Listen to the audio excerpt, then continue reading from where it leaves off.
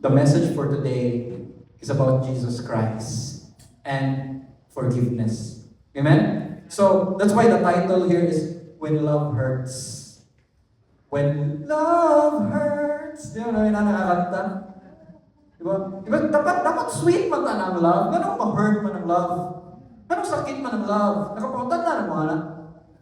Why does it hurt? Why does it hurt, Pastor? Ganun sakit man tayo. Here's the reason. And I'm talking also about in the context of marriage. God's design for marriage is it's covenant. It's a covenant, not convenience. Not convenience. Remember when you read the book of Genesis, there's a passage in Genesis where God and Abraham made a covenant. Kasi nakainomduman na. So God and Abraham made a covenant, and a covenant nila sa oras, they will cut animals. Diba? When they will cut animals, and then they will cross in the middle. So ang meaning kaya na sa ilang kuan sa time na to is whenever someone breaks this covenant, may we be torn asunder like these animals. That's why naadyo sakit yun siya. And here's the thing as well about marriage.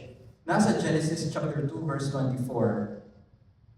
The two shall become one flesh. That's what God said about Adam and Eve. And this applies to all married couples. To all married couples. When you say I do's in the altar, you have become one flesh. You have become one flesh. And Jesus said in Mark chapter 10 verse 9, what God has joined together, let no man separate. Even if that man involves one of you. One of the married couple. So that's why it hurts. When there is a separation of husband and wife, it hurts. It's like since you are one body, sakit yung siya. It's like ikaw mismo ang gitunga. Oh, yun na siya. So one flesh, why does it hurt? Because it's one flesh, one home, one life.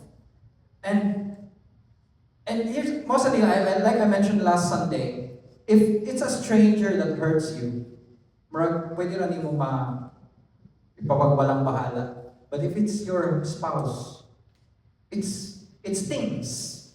Because you are in one house. You're one house. Even yung ganyan mga mag-igsuon, na nasa balay, may ilhan dyan yung igsuon. Okay, dili na gani kanang formal, Mr. Quran, say gani, kanang grabe na kayo kasuot, mag-igsuon, hanap gani din sa Cebu, kasi maka-relate ani. Like, uy, buwang! Gano'n na gani, Surya, ay ba? Kanang ganing, kung ano kayo, kanang pamilyar na gani kayo, pero sa'yo na lang kayo, sa'yo gani, mga insulto, gani, naiubad sa, gani, si Bayo ko, or si Tangkag ko, or si Kuano, kanang, si Budlat ay, lain-lain ang mga tawag ba? So in terms of the world, it's called familiarity breeds contempt. Diba? The more you're closer, the more you easily offend. And I'm also niyang nabantayan sa mag-igsoon or even married couple, if you're staying in one place, yes, naadyo na away. But for every away, mapukus mo good make up good. So, especially sa mga mag-igsoon so muna nga strong kaayo ang bond, inikalag ko na magkalisod kaniya mo sa kapangan jud dayon. Bahalag iilog niya imuhang favorite shirt sa una. Igsoon jud na ako. Or bahalag ko so mana sa mag-igsoon inya sa married couple good. So mas closer ang married couple kaysa sa igsoon. Di ba? You've seen each other naked. O, di ba? So, mas grabe ang kuan sa married couple. And that's why when an offense hurts, nag-expect manggod ka something good niya. Expectations hurt. Unmet expectations. So, one of my hatest word nowadays sa karon na time is Normalize. Normalize normalize na. Usa na sa mga hatest word. But for today, I will say, there's one thing we should normalize. We normalize expecting offense. Ato normal because naaman yun ay offense. Naaman yun ay makapasakit yun ta sa ato ang loved one. Bisag wala nato ituyo. Bisag wala nato ituyo. Bisag even gani if atong intention is good. Ibaw na lang Anong naglagot man yung ni siya? Mas ibaw maglibog ka ba? Gipalitan man nako siya upuan.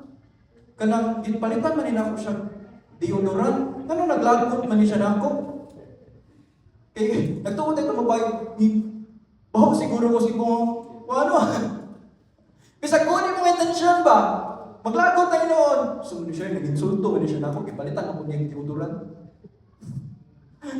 So imbes nga makapasalamat, pero na yung mga misunderstandings, di ba? So there is going to be offense, and this is biblical. This is the word of God. Jesus Christ Himself said in Luke chapter 17, verse 1. Jesus said to His disciples, "Things that cause people to stumble are bound to come." Kaning word nga stumble ba? Saan stumble? Maumod. Kanang things that can cause you to sin, kanang maka-cause kang stumble. Actually, ako dyan nag-prepare ko aning sermon. Ako dyan nag-research, ako dyan nag-ibasa ko, sa dyan ka ng meaning ng stumble, no? Okay, pero dugay na ko ng Christian, sige ko gamit-gamit na ng word. Alam, stumble niya siya, stumble, Wala, kanang kuhan ka siya, siksi kayo, stumble niya siya. Wala, nikaon siya o common gani. Wala, nikaon siya o nag-celebrate siya Valentine's. Stumble niya ko wala, nag-celebrate siya o diba? Na yung mga inana ba? So, what's the today ng stumble So, ma-stumble ka, it's not necessarily a sin. Dili na siya sala. Dili na siya like, for example, eating sa context sa Bible, eating food offered to idols. When you eat food offered to idols, food is just food. An idol is nothing. But na mga tao weak pa og faith. Makakita ni mo nga nagkaon ka na makuhaan ko ilang konsensya. Madawat ilang konsensya. So what you do isn't necessarily sin, but it may cause people to stumble. It may cause offense, even if your intentions are pure. So, naadyo na. And, unsa man niya ako ang ma-illustrate ani in a context of marriage. Imagine marriage is like you are dancing a ballroom. Like kanang ballroom, like kanang cha-cha or waltz. Diba? Kasi nakasaway nagsayaw na. Ako, one of my weakest skills, pangko na ako, is dancing. I really don't know how to dance. Pakantahan lang ko, ayaw ko pasayawa. But there was a time in high school, kitudloan mi o kanang kuan sa among prom, kitudloan mi o kanang waltz to mo. And kada waltz na mo, ang ako ang tiil, puros man wala. Kung saan man ganito, kadaghan yun na times na matamakan ako ang tiil sa akong partner. Sakit yun kayo yung tiil good. Sige na akong katamakan. Pero kay bawa siya, wala na akong tuyo May sorry. Sus. Dali, di ka crush. Pero that's like an illustration on what happens in the offenses in marriage. You are like dancing. You are in a dance. But sometimes sa imong pagdakop, lahi nga music imong naandan. Nagdakop ka, imong sayaw, hip-hop, breakdance. Yang imong asawa, yang sayaw naandan kay ballet. Hip-hop niya, you mean mo, so imong sayaw, naana. So, matamakan dyan mo yung ilbak. Masyaki. Di ba? So, wala ni mo tuyuan. Siya sa matamakan mo din yung ilbak. Okay, bawas mo ka. So, but, in the first place, ganun namin yung demo po. Ganun nagkadayon na ginoon mo. Di ba? There was a time that you decided, let's get married. It's a decision. And then, diha na manggawas kung, di ba, ang inyong yun sa mo pagka-race, then magkasakit tayo mo. Pero, most of the time, wala na tuyuan. Di ba? Wala na tuyuan. That, I'm speaking from experience. I've been married for, ilan ganing edad for more than 13 years. Oh, you know what? 13 years? Pila na yung edad, Pastor? So, but I've been married for, na may teenager nga daughter. Imagine how many fights I've already had with my wife. Wonderful wife na diyan sa children's ministry. We have a lot of fights. And praise God, na-resolve ang fight. And it made our relationship stronger. It's a fairy tale to say that we are in a marriage and we never fought. We never fought in our marriage. We are so sweet. What should me nag-away sa ako ang bana o ako ang asawa? Nonsense! It's not possible. Nga minyo mo, wala mo'y away. Naadyo na'y away. Expect nga na'ay away. And of course, expect nga ma-resolve inyong away and your relationship becomes stronger. Amen? Ana jud na. So, but now there is a lie. There's an enemy out there. Kibaw ta sa tong enemy. Si Satan. He wants to destroy relationships. He wants to destroy your life. John chapter 10 verse 10, the enemy comes to steal and kill and destroy. And Jesus Christ said, I have come that you may have life and live it to the full. It's the enemy who wants to destroy your life. And part of destroying your life is destroying your marriage. And what does he do? What does the enemy do? He lies, mamakak and mamakak and mamakak. And the more kasi ka-expose anang bakak, the more na yun ka makatuko sa bakak. Dito, I always remember this. Kisa I think si Brother Ken, World War II. Si Joseph Goebbels. Pamilya ka ni Joseph Goebbels? Kanang propagandista ni Hitler. Yan na siya nga, if you say a lie enough times, again and again, people will eventually believe that it is true. Manang isulti ni Joseph Goebbels sa Nazi party. And that's what the devil has always been doing. And if we are not careful of what we hear and how we hear and who we hear from, then we might end up believing a lie. And many people right now are under that lie, believing that lie. And I want to expose that lie today. So one of the lies nga ni spread sa enemy is exit. Hawa niya. Kung maglisod ang inyong marriage, hawa. Layas na yun. Naragaling red flag, hawa na yun ha. Na yun na. O, kung sakit na gani, ilisi na na. Di na siya, wala na siya ayok. Yae na.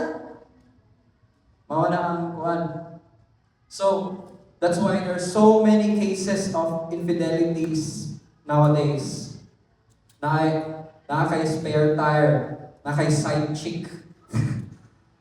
Kaya if dili gani mo work, ulihan da yun. Dapat ready ka ba? Di ba? That applies to both men and women. Dili sa una, men kuhan karon women na equal rights naman. Equal rights naman. So, pwede na po ang women, mga liwa. That's the kuan karon. So, sa una lang, mas anong men, mas, mas, mas dali ra ba. And the other thing nga ikuan sa enemy is numb it with distractions. Yan, bro, sakita ko, I don't wanna feel this one. Sige, pag-games lang. Install your games sa phone. Dali na kayo ito ma-distract mo. Kaya install na the games. O pag-scatter na niya or whatever. Or alita, mag-inom ta. Ako na lang niinom akong kasangkit. Kaya para hindi na ako ma-feel. So, nigugmaan na, wala na, kalimtan na. But it's really like, hugaw inyong balay, nya, ikapuyan kag silhi, butang lang ninyo ang apog, ilawang sa trapo. Manang gitawag sa English na sweep under the rug. Nalimpyo ba inyong balay? Kaya, kuhaan ka na, paglimpyo na siya, panilhig na nga ito na, kapuya, mag-email pa ko. Sige, kuha siya kuhaan. Butang na ilawang sa trapo. Murag limpyo ano may pa, pero hugaw na gyapon. Buang mama, pahaw ko pa man. Naanatay kapog sa ilawang sa trapo. It's swept under the rug. And sometimes it's burying deep within. Iluom. Kanang pagluom sa kanang sakit, iluom ninyo, dili ninyo ipagawas, dili ninyo i-express. Ang mahitabuhan na, it's gonna fester. It's gonna, sa kuwan pa, kung sa samad pa, ma-infected. And then later on, the more na nimo i-pastay diha, the more siya maka-affect sa life, you don't even realize it. And then time will come, kung daghan na kaayo ka o kuan gilubong. And this most of the time happens to women. Kaya kanang dili ka storya sa ilang bana. Or kanang dili ka kuan. They will bury it. And I've seen this one happen again and again. I've seen this one happen. Especially if sa mga couples nga walang naglahi. Nga naa sa kuan. And we will talk about that more pa dyan. But this, I'm not judging. I'm just showing you the reality that I've seen. Nga if nakikuan pa ang couple sa ilahang in-laws, whether sa side sa lalaki or side sa babae, naadyo'y kiwaw. You cannot fight kanang in public or you cannot even make love. Ay, sabo na kita ka. Or whether loving or fighting, kiwaw. So, then, sabo taning fighting. Kaya if dili ka kastorya ang babae or ang lalaki, iluhom na lang. Kay, kung saan niya isulti ni mama, kung saan niya isulti ni papa, sa isulti ni ate, sa isulti ni kuya. So, you cannot really move as a married couple if nakikuha mo, nakipuyo mo. That's one thing, and then more of that in next Sundays or even sa counseling if anyone wants to be in a counseling. So, that's what I've observed. And that's what, actually with me and my wife, dagan na may na-counsel nga couples. And we always share from the Word of God and how the Word of God helped our own marriage as well. And we observe that it happened to us. Sa akong husband sa akong wife. It happened to us, and that's why I can really say nga mo na akong na-observe and we've been to that valley. And praise God, He saved us from that valley. Amen? So, mo ni siya ang lie. If naglisod ang inyong marriage, ina. And that lie happens. And makatuo lang ka anak nga lie. Here's the thing. Listen to this carefully. That's a lie that the enemy has been talking about. Has been saying, has been whispering, has been shouting. And you can only believe that lie if you do not hear the truth. Again, you can only believe the lie if you do not hear and believe the truth. And what is the truth? Jesus Christ. Jesus Christ is the way, the truth, and the life. If He is in your marriage, you will see the difference. So, a successful marriage, a successful relationship is always with Jesus in the midst of that. Put Jesus in the middle of your marriage. Put Jesus in the middle of your relationship. A strong marriage has three. Third party. Daghang mga marriage na guba tungod sa third party. Daghang kong marriage nga nahimog mas lig-on tungod sa third party. Depende na kung kinsa ang third party. If that third party is Jesus Christ, your marriage is going to be rock solid, strong. I assure you, that is from the Word of God, and I experienced that myself. That is true. If you involve Jesus Christ in your marriage, you have wisdom and power of God.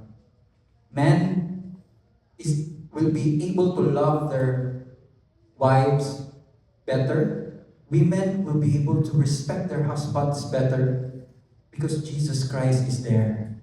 Amen? Ecclesiastes chapter 4 verse 12, a cord of 3 strands is not quickly broken. A cord of 3 strands.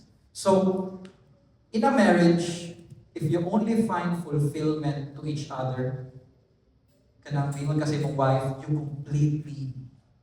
Ang wife mingon sa husband, you complete me. No, it's not gonna work. It doesn't work like that.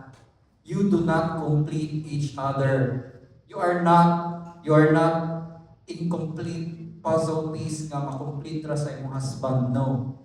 You are two whole people. Whole mo. Even separate your whole. And when you're together, you are joined together by Jesus Christ. And that's why I've always said this one. And I can attest this one. If you are unhappy being single, don't expect to be happy when you're married.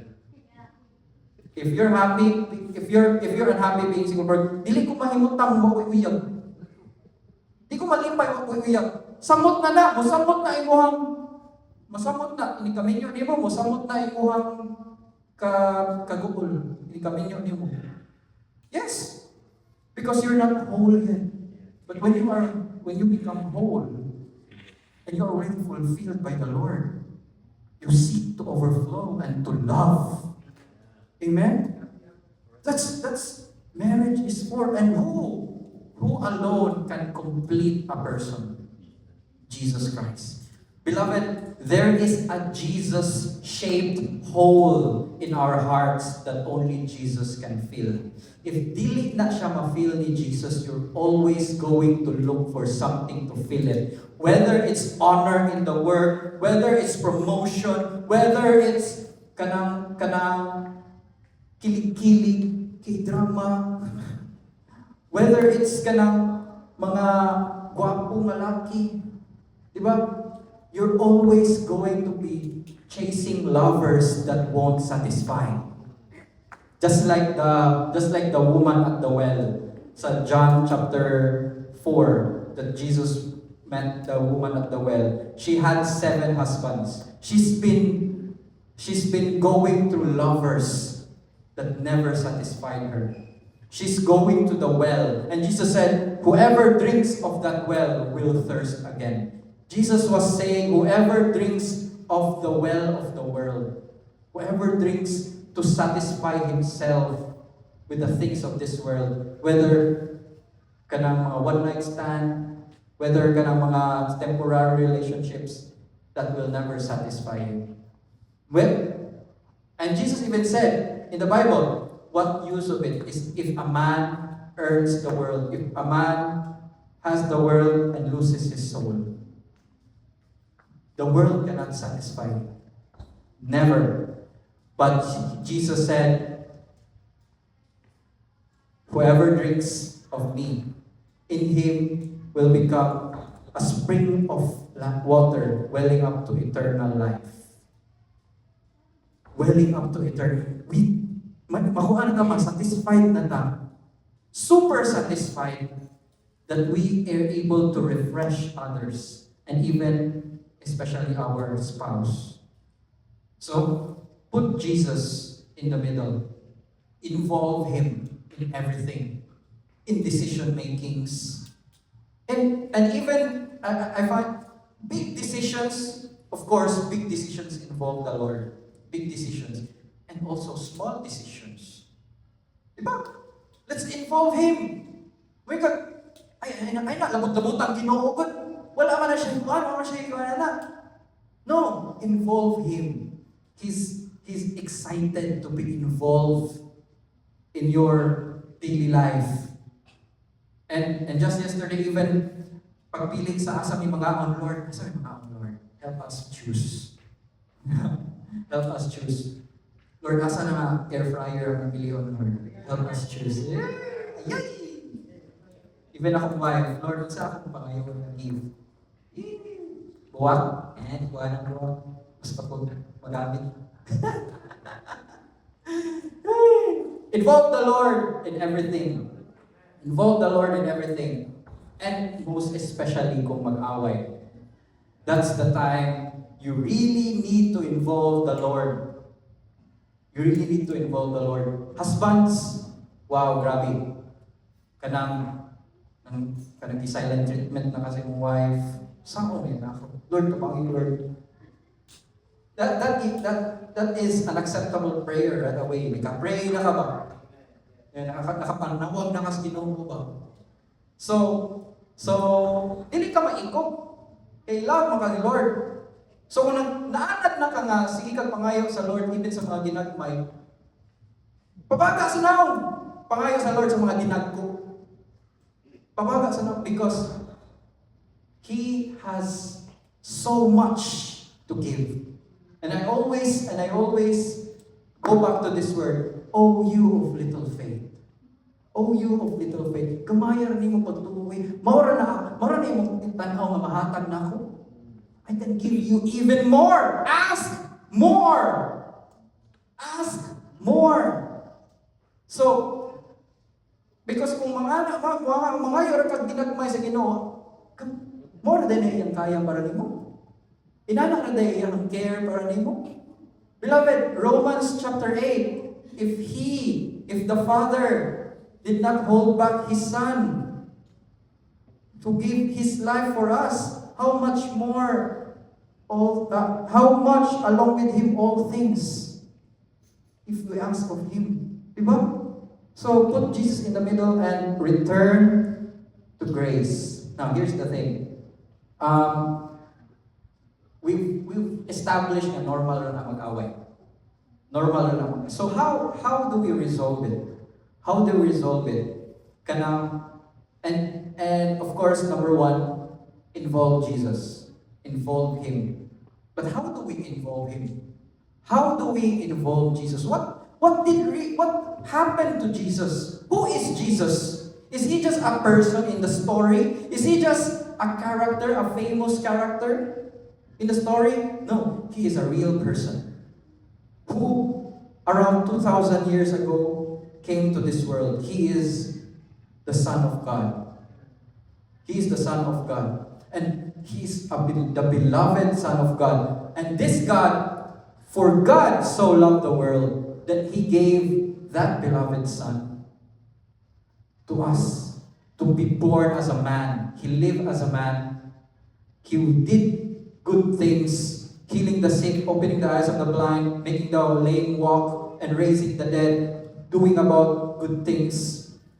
And yet, He died for our sins. He was punished, beaten, and smitten, and died on the cross for our sins. That is the Jesus Christ that we know, for the forgiveness of our sins. We have a debt we cannot pay because we are all sinners. For all have sinned and fell short of the glory of God, Romans 6. So, we all sin and we owe a debt we cannot pay. Natay utang ani nato mabayaran. And God provided that payment in the form of His beloved Son. So, and that payment, what anong kinahanglan nato bayaran? The wages of sin is death. The wages of sin is death. Kung nakasala ka, ang right para nimo is death. Dapat ka mamatay. I think nakalimutan ng tao nga sige tagreklamo sa Ginoo, sige tagreklamo sa Ginoo. Lord, ano naglisod mga akong kinabuhi, Lord? We always forget we are sinners nga nakasala ta and we're still alive. So, makasasala ka, kanya buhay pa ka, ang dapat baya sa makasasala, dapat mamatay siya. Ba't ganang buhay pa ka? Because God is merciful. God wants to give you a chance. God wants to give you a chance to accept His gift of His Son. And therefore, even the fact that you are still alive as a sinner, that means God has given you. Kanagaling, waka kamayan sa imuhang abang. Waka kamayan sa imuhang abang mo niya, palayaso na unta ka, pero gipastay pa kaniya. Unsay tawag ka na? Unsay tawag ka na? Grace period. Grace period. We are in a grace period. We're supposed to be dead. All the sinners right now, not believing in Jesus Christ, they are all in the grace period. The rent is due, and you have nothing to pay, and you're still staying in the house. You are in the grace period, beloved. Bisag makasasala pa ka, wag pa ka nadawat ni Lord Jesus Christ, you're already experiencing grace by the fact that you are still breathing and you're still alive. But the Lord wants not just for you to stay there in your grace period. He wants you to stay at the house of the Lord forever. And that's why He gave His payment, the Son of God. Amen? So, the forgiveness of sins, we cannot pay that debt. So He paid that debt Himself. Amen? So that forgiveness is given to us. If you've been forgiven much, you will also be able to love much and forgive much. And that's the why we forgive. We forgive because we have been forgiven first. Amen? Forgiving one another as God in Christ forgive you. So, now, this is the thing, forgiveness. Accountability changes everything. What is accountability? So, if naay-away, I've mentioned about dancing, di ba? It takes two to tango. So, if naay-away ang managniayon, dili dyan na sa tanan tayo mo sa rin. Tanan tayo dyan na. It's not a contribution ng usa. Like I mentioned, I've counseled different marriages, and I've counseled also kanang either ang husband ra or ang wife ra, idool ni reklamo. It's always kamantay mo ana. And I also experienced this one. If ang bana gani ang mag-share nako sa iyang kalikot-kot, ang wife yun ang pirmi ang kontrabida. If ang wife gani ang mag-share nako sa iyang problema, ang husband yun ang pirmi ang kontrabida. Have you observed that as well? Even ang imong friend, siya jud, pirmi sad-an, ang katong isumbungan mo sad-an, ang nagsumbong way sa. But the reality is that you have a contribution to that. You always have a contribution to that falling out. You always have a contribution to that fight. You always have. And pastorya na po ito na ako ang pikas ako. Kato na po isang-an. And that's why maglisod yun o kanang resolve. Because accountability changes everything. Kung saan do not keep score. Kasi hindi mo nang ibuhat mo yan. 1 Corinthians 13, love does not keep a record of wrongs. That love does not keep a record of... Ano yun siya? Own your words and choices. Nakalitok ka, nakastorya ka, i-own it. Nakasulti ko na kay imo magud kung gikuan. Is that accountability? No. You make me do it. Look what you made me do. What you made me do. That's the song of no accountability. Look what you made me do. It's your choice. You did it. You should own it. That's taking accountability. Mana siya. So in summary, so na taking accountability, it's you asking, unsay akong part ka ani? What did I do ani? Unsa jud ka akong gibuhat ani? So that's taking accountability, and you'll learn that later on. Now, taking accountability and forgiveness. Forgiveness is, it's not similar to reconciliation. Forgiveness is not doing evil for evil. Leaving room for God's right. Kay, ano yung maguni siya? There is an impulse for us nga magbawas. Kanang natamakan gani atong tiis, sakit kayo, murag naa gani, murag reflex nga tamakan sa dinako siya para makakuha, or nasagpaan gani ka, di ba, gi-prank gani ka, imo kung i-prank back.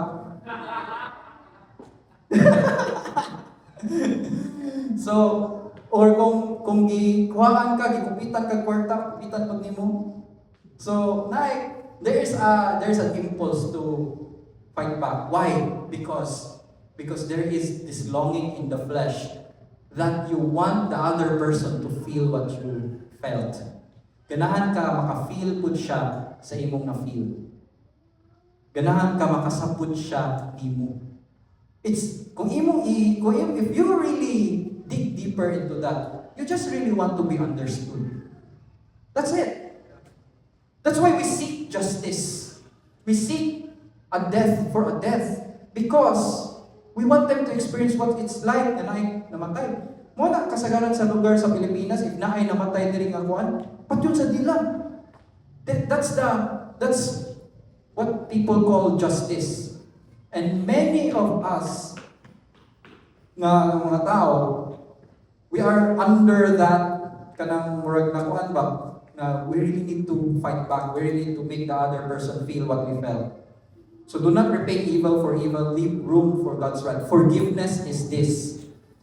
Forgiveness is just you not playing God. Dili ka magginoo-ginoo, dili ka magagka, dili ikaw ang mag-enact sa judgment. Forgiveness is releasing that person who offended you to God.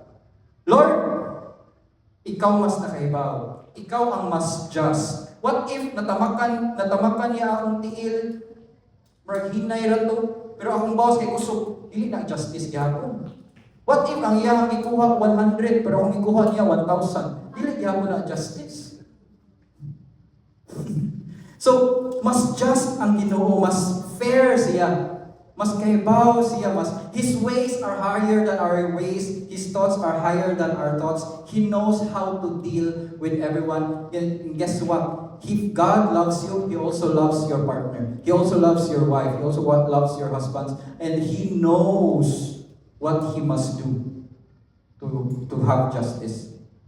So, that is forgiveness. You release that person. I release that person. Amen. As I'm speaking right now, healing is coming. If someone has hurt you, you release that person to God. Amen. Forgiveness and reconciliation are different things. Forgiveness is between you and God. It's between you and God. You do not have dili ka kinahanglan magbuhat sa other person mangayong sorry nimo to forgive that person. No. You can forgive that person even before that person asks for your forgiveness. You can forgive that person by releasing that person to God. Forgiveness and reconciliation, two different things. Forgiveness is release. Say release. Release. Pagpalaya. Pinapalaya kita. Reconciliation is rebuilding. Mao na siya. Dili na ni mosud. Reconciliation. It's between you and your spouse. And reconciliation requires agreement and time. Amen? So, you can forgive. Tips, naka-forgive naman ko niya. Ako na siya gi-release sa Ginoo. Ako na siya gi-pray, gi-speak na ako, gi-release. Pero sakit gihapon. Di gihapon ko makahunong-hunong niya. It still hurts. It still hurts, agay. Agay, it still hurts.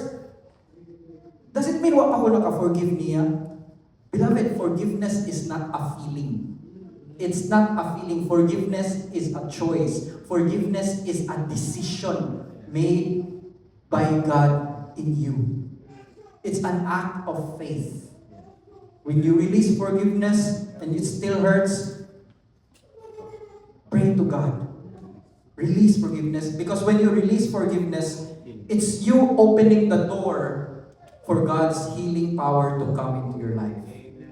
Let God deal with that other person and let God deal with the pain within you. Oftentimes, kanang mga buried pain na to, i-surface na siya sa Holy Spirit for us to deal with it. For Him to deal with it in us. Let it hurt. Let it hurt. Let it hurt. Kaya no, sa'yo lang lyrics no. Let it hurt. And let God heal that hurt. Amen? It's gonna take lots of tears. Lots of sleepless nights maybe at sometimes. But believe that God is healing you. Because you have already forgiven. Amen?